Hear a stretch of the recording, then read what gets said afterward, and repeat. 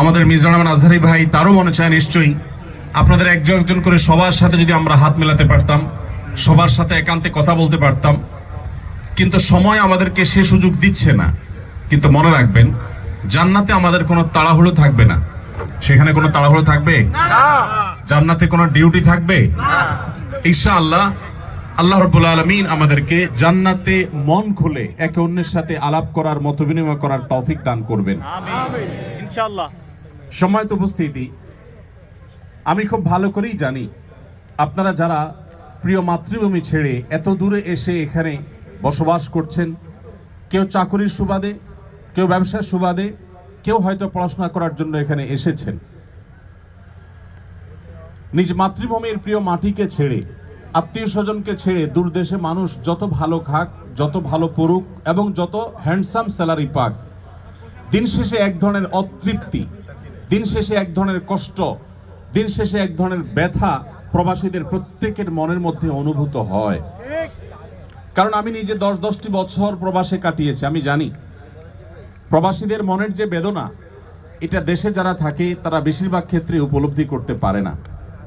আমি প্রায় সময় বলার চেষ্টা করি, প্রবাসীদের বহনকারী বিমান যখন দেশের মাটি ছুঁই ছুঁই করে, যখন দেখতে শুরু করে প্রবাসীরা জানলা দিয়ে যে নিজের দেশের সেই এলোমেলো বিল্ডিংগুলো ঢাকা শহরের দেখা যাচ্ছে, তখন সিট থেকে বেল বাঁধা অবস্থায়ও পারলে সবাই দাঁড়িয়ে যাওয়ার চেষ্টা করে।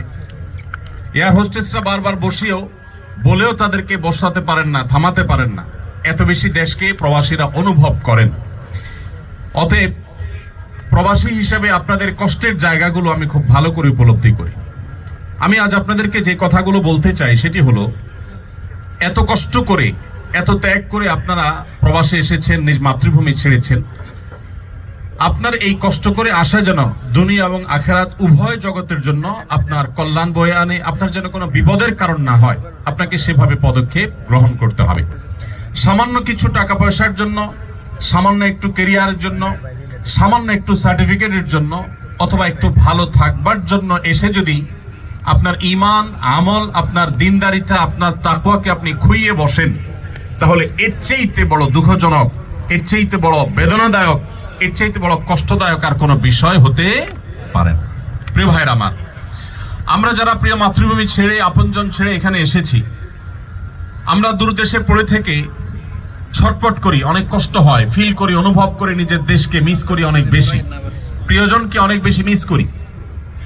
এত কষ্টের পরও এখানে এসে যদি আমাদের ঈমান, আমল, আমাদের দিন, তাকওয়া, আমাদের আইডেন্টিটি অ্যাজ এ মুসলিম, আমাদের যে পরিচিতি, সে বিষয়গুলো যদি আমরা নষ্ট করে ফেলি, সেগুলো যদি আমাদের হারিয়ে ফেলি, তাহলে মনে রাখবেন, এটাকেই বলা হয় খাসিরাত দুনিয়া ওয়াল আখিরা।